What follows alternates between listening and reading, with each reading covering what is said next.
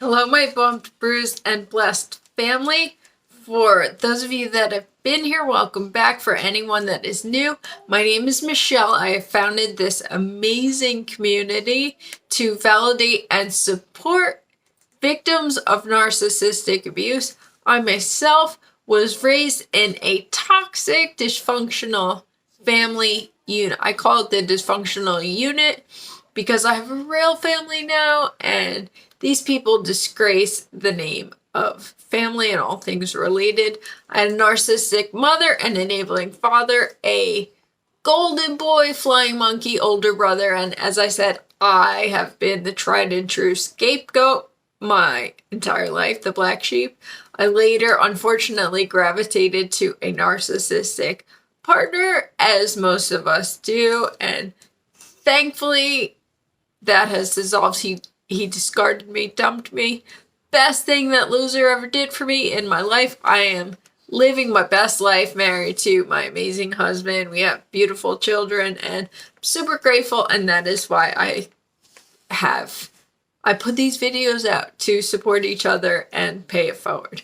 So today, my topic that I'm talking about, you guys need to hear this. You need to hear this. It's like, as we are healing from narcissistic abuse, we are able to get to know ourselves, to really get in touch with our true character, as opposed to all the trauma responses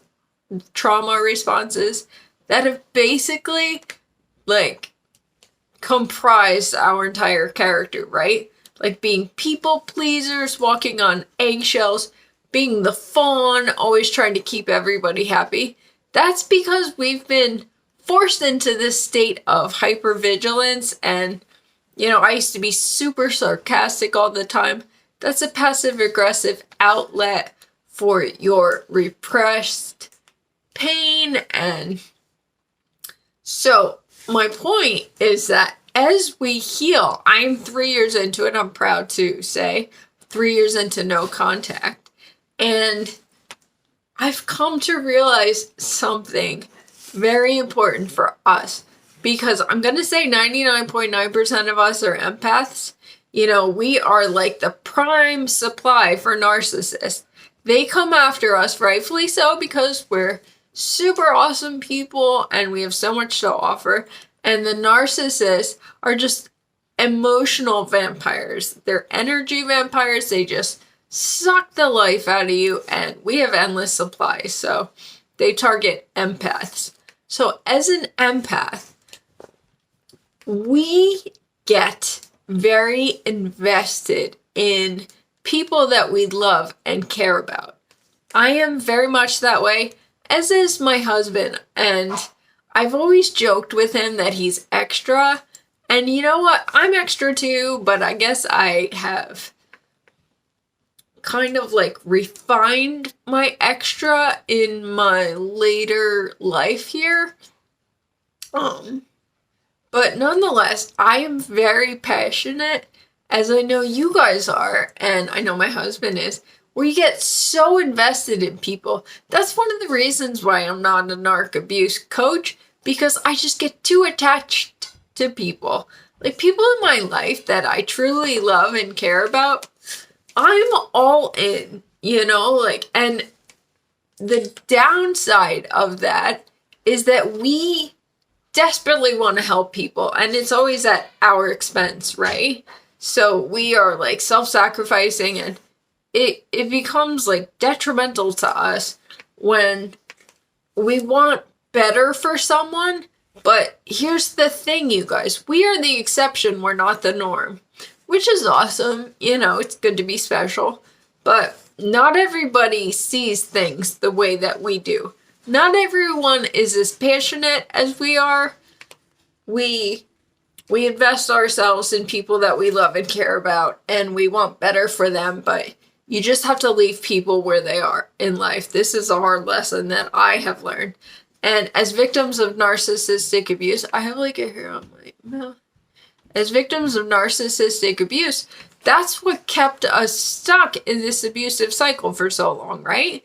Is that you desperately wanted to help this person that you loved and trusted. You desperately wanted to help them be a better person. I feel like I have a hair on my lip. Sorry. Yes, I got it. You desperately wanted to better your relationship if it was with your parent. I know I did this, like, I didn't get away until I was 38 years old, okay? So I'm like 42 now. I'm like middle-aged, whatever. It took me all this time to finally get to the point where I got it through my thick skull. You know, you gotta walk away. No one was looking out for our well-being. No one was concerned about us.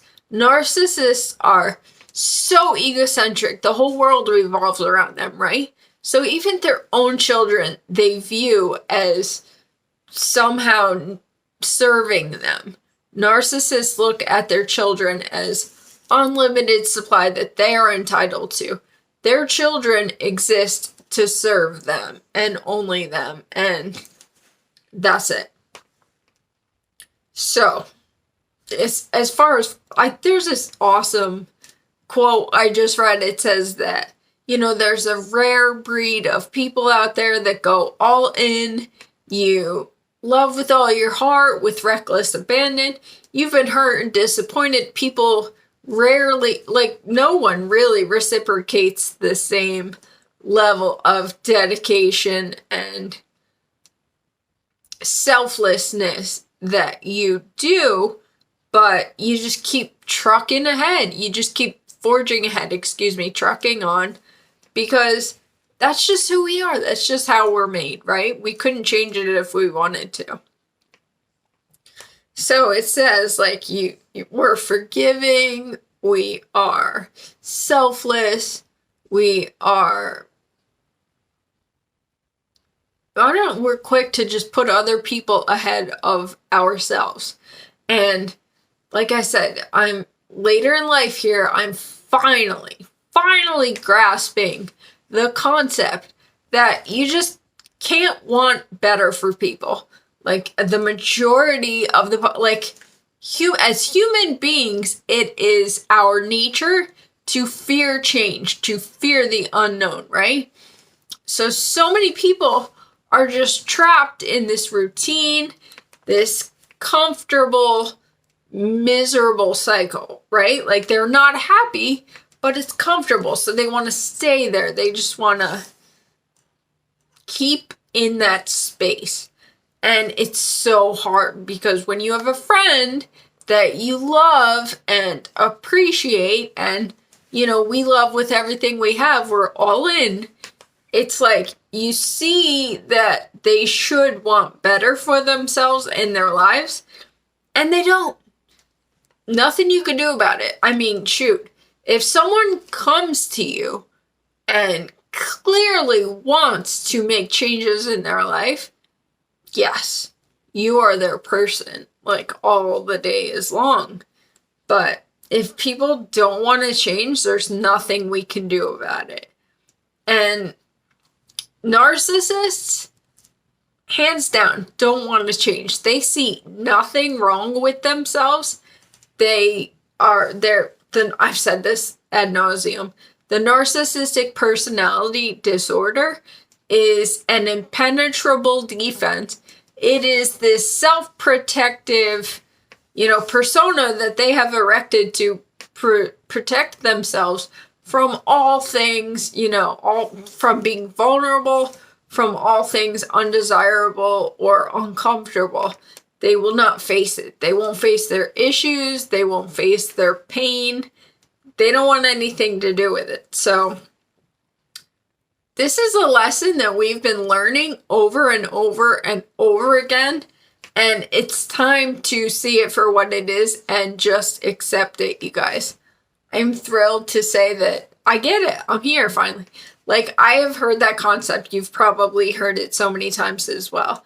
that in life we're constantly learning lessons, right? And you just keep getting hit with the same situation until you get the lesson, right? Yes, 1,000%. Like, my mother was a narcissist, right? And I have been beat up by narcissists my entire life until I finally see it for what it is. It is so difficult for us to accept, like, someone that is just absolutely incapable of rehabilitation, that is incapable of wanting to be better, to do better. It's so funny. I was just talking about this with my husband. It's like, this is just how we are. Like, we just assume that other people have the same mentality, come from the same place, but they don't. They just don't. So, getting a call. Okay. So anyway, you guys, I just wanted to put this out. I'm 3 years into no contact. I've been doing a lot of the work needed to heal myself from this trauma, but a lot of that entails getting to know yourself finally for the first time. And it's pretty awesome. So, yes, I understand I'm like extra, I'm just a little more toned down than my husband, I think, at this point in life. But yeah, we're extra. We go all in. We love, we invest ourselves with reckless abandon. Just who we are. But at this juncture, we're healing ourselves, recovering from being beaten down, being taken advantage of. And that's the hard differential, is like knowing when you're being taken advantage of and when someone genuinely loves and appreciates you. You know, that's part of this journey. It's like I said, I'm 3 years in and I've really started to separate these superficial relationships, you know, the toxic, non-reciprocal situations that I've dealt with, and like genuine, meaningful, like chosen family, the people that truly love you, that you love as well. So it's awesome. You have to get rid of all of the unhealthy relationships in your life in order to make room for the good ones, because, you know, toxic people, your narcissistic parent, whatever, they just want to consume you and distract you from legitimately being authentically happy, from having good, healthy, happy relationships. The misery loves company. They just want to tear you down. They will keep coming at you until they're satisfied with making you unhappy. So that's it, you guys. That's my message today. It's super important. So it's all part of your self-care. I know that term is overused and, you know, people exhaust it, but it's true. This is part of our self. It's an important part of our healing, is to know like when to stop overextending yourself, who is worth it and who is not. So I love you all. Please subscribe if you are not currently subscribed. Please give me a thumbs up if this was good content for you, if you resonate. Please share with anyone that this is applicable to. I love you all. I try to put out videos every Sunday, so hopefully I'll be back next Sunday. I don't even know what I'm doing. Love you guys.